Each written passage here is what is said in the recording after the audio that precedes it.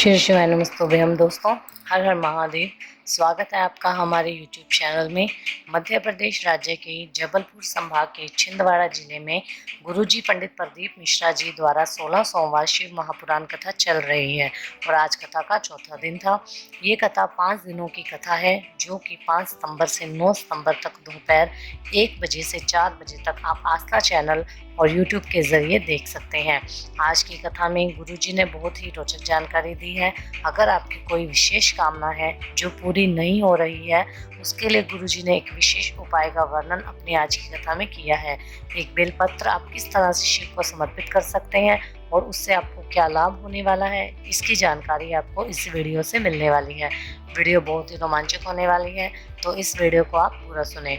आज की कथा में गुरुजी ने प्रदोष के भी कुछ उपाय बताए हैं और माता अशोक सुंदरी के स्थान वाला एक विशेष उपाय का वर्णन भी अपनी कथा में किया है। तो चलिए जानते हैं आज की कथा में गुरुजी ने सबसे पहले क्या कहा।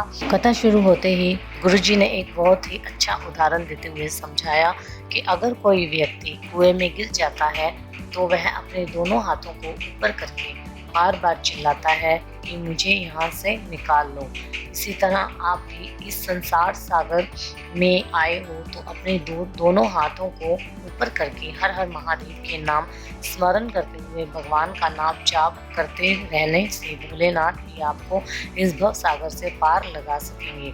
जिस तरह कुएं से निकलने के लिए रस्सी की जरूरत पड़ती है, उसी तरह इस संसार सागर से बाहर निकलने के लिए हमें भगवान पर विश्वास रूपी आस्था रूपी रस्सी की जरूरत पड़ती है। बात करते हैं आज की दूसरी जानकारी की ओर। गुरुजी ने कहा, एक माँ जब अपने बच्चे को खाना परोसती है तो वह थाली में एक साथ 4 रोटी कभी नहीं रखती। भले ही उसको पता है कि उसका बेटा 4 रोटी खाता है, फिर भी वह 2 ही रोटी देती है और जब बेटा पुकारता है तो वह 2 और रोटी देने चली जाती है। वह उसकी पुकार का इंतज़ार करता है। ठीक इसी तरह आप इस संसार में आए हो और आप भी भोलेनाथ की संतान हो और वह भी इंतज़ार करते हैं कि आप भी उन्हें आवाज़ दो और वह भी एक दिन आपके समक्ष आकर खड़े हो जाएं। इसके बाद गुरुजी ने कहा कि बिना बोले 2 ही लोग आते हैं, एक तो है बीमारी और दूसरा भिखारी, जिन्हें कोई नहीं बुलाता फिर भी वे चले आते हैं। आगे बात करते हैं तीसरी जानकारी की। गुरुजी ने कहा, 3 चीज़ों का पुण्य आपको हमेशा प्राप्त होता रहता है। पहला, पानी का कुआं, बावड़ी, तालाब, सरोवर या हैंडपंप। दूसरा, मंदिर, देवालय या शिवालय। और तीसरा है एक वृक्ष। अगर आपके लगाए हुए पानी के कुएं या बावड़ी या सरोवर या हैंडपंप से जितने भी लोग पानी पीते हैं उतना पुण्य आपके खाते में चला जाता है।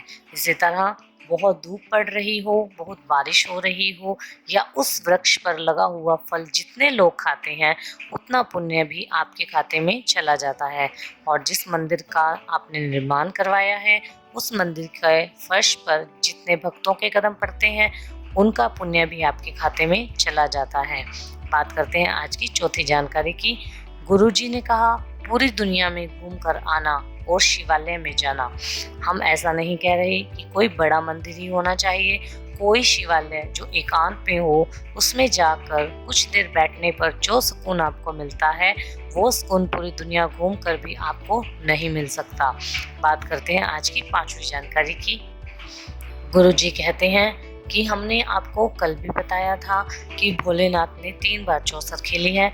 जितनी बार भोलेनाथ ने चौसर खेली है उतनी बार संसार का कल्याण किया है। एक बार महादेव ने वृद्धव नगर में, वृद्धव देश में, अमरावती के शिवालय में बैठकर शंकर और पार्वती जी ने चौसर खेली थी। दूसरी चौसर माता पार्वती जी ने कैलाश में खेली थी। जब भोलेनाथ नीलकंठ में जाकर बैठे थे तो उनके शरीर से 5 कन्याओं का जन्म हुआ, जिनका नाम है जया, विषहरा, शामनिवारी, तोतली और देव। और जब पहली बार भोलेनाथ जी ने चौसर खेली थी तो 16 सोमवार व्रत का वर्णन सुनने को मिला था। दूसरी बार जब चौसर खेली तो 5 कन्याओं का जन्म हुआ और जब तीसरी बार चौसर खेली तो रावण का संहार हुआ। बात करते हैं आज की 6वीं जानकारी की। गुरुजी ने कथा में बताया, शंकर भगवान की 5 बेटियों का नाम स्मरण करते हुए एक विशेष उपाय की जानकारी दी, जो कि इस प्रकार से है। गुरुजी ने बताया, जो बच्चा बुद्धि से विहीन होता है या मंद बुद्धि होता है या फिर ऐसी नारी जिसका गर्भ अवस्था चल रही हो और गर्भ अवस्था में डॉक्टर ने कहा हो कि बच्चा ठीक नहीं होगा, मानसिक रूप से कमज़ोर है या फिर शरीर का कोई अंग ठीक से काम नहीं कर रहा, तो आपको क्या करना है, आपको एक बेलपत्र लेनी है और उसकी बीच वाली पत्ती और शंकर भगवान की 5 बेटियों का नाम लिखना है। जया, विषहरा, शामलीबारी, धोतली और देव। इन नाम को लिखने के लिए आप चंदन का उपयोग कर सकते हैं और इस बेलपत्र को आपको माता अशोक सुंदरी के स्थान पर अर्पित कर देना है। बेलपत्र को आपको उल्टी ही अर्पित करना है जैसा कि आप शिवलिंग पर अर्पित करते हैं और बेलपत्र की डंडी जलाधारी की ओर होनी चाहिए। ऐसा करने से जो बच्चा बुद्धि से कमजोर है या शरीर का कोई अंग काम नहीं कर रहा, वह बच्चा प्रबल होगा मानसिक रूप से और शारीरिक रूप से, ये निश्चितता होती है। ये उपाय आप किसी भी सोमवार के दिन कर सकते हैं या मासिक शिवरात्रि पर भी कर सकते हैं या प्रदोष काल में भी कर सकते हैं। बात करते हैं आज की 7वीं जानकारी की। गुरुजी ने बेलपत्र का वर्णन करते हुए एक विशेष जानकारी दी। उन्होंने बताया कि अगर आपकी कोई विशेष मनोकामना है जो पूरी नहीं हो रही है, तो आप बेलपत्र को शिवलिंग पर अर्पित करना चाहते हैं तो विशेष तरीके से बेलपत्र को पकड़ना है और उस बेलपत्र को अर्पित करना है। गुरुजी ने बताया बेलपत्र के बीच वाली पत्ती की जो डंडी होती है उस भाग को पकड़ना है और उसे शिवलिंग के ऊपर अर्पित कर देना है। बेलपत्र को शिवलिंग पर इस तरह से अर्पित करना है कि बेलपत्र की डंडी आपके विपरीत दिशा में हो। इसके बाद आप श्री शिवाय नमस्तोभ्यम या फिर नमः शिवाय या फिर ओम नमः शिवाय बोलकर अपनी मनोकामना को शिव के सामने बोल दे। भोलेनाथ आपकी मनोकामना जरूर सुनेंगे। बात करते हैं आज की कथा की 8वीं जानकारी की। गुरुजी कहते हैं कि पति पत्नी के झगड़े के बीच किसी को नहीं बोलना चाहिए। घर की सास से भी हम यही कहना चाहते हैं कि पति पत्नी के झगड़े में किसी को कुछ मत कहो, ना तो बेटे का पक्ष लो और ना ही बहू का पक्ष लो, बल्कि ऐसा कहो कि दोनों चुप हो जाए और ऐसा बोलकर दोनों को चुप करवा दो। बात करते हैं कथा की 9वीं जानकारी के बारे में। गुरुजी कहते हैं कि हमने पहले भी वर्णन किया है कि अगर जीवन में कोई कष्ट चल रहा हो, कोई दुख चल रहा हो, तो प्रदोष काल में आपको 2 घी के दीपक प्रज्वलित करने चाहिए। एक दिया भोलेनाथ के मंदिर में प्रज्वलित करना चाहिए। जो भोलेनाथ के मंदिर में दिया प्रज्वलित करेंगे तो आपको गोलबत्ती का प्रयोग करना है और एक दिया आपके घर के मुख्य द्वार पर प्रज्वलित करना शुरू कर दीजिए। 3 से 4 प्रदोष निकलेंगे, बाबा की जरूर कृपा होगी। आगे है आज की 10वीं जानकारी। प्रदोष के दिन आपको एक प्रयोग और करना है। अगर टीवी में आपको शिव पुराण की कथा आपको सुनने को मिल रही है तो उसे ज़रूर सुने। अगर आपके शहर में कहीं शिव पुराण की कथा हो रही हो तो उसे जाकर ज़रूर सुने। प्रदोष के दिन शिव महापुराण की कथा सुनने का बहुत विशेष महत्व है।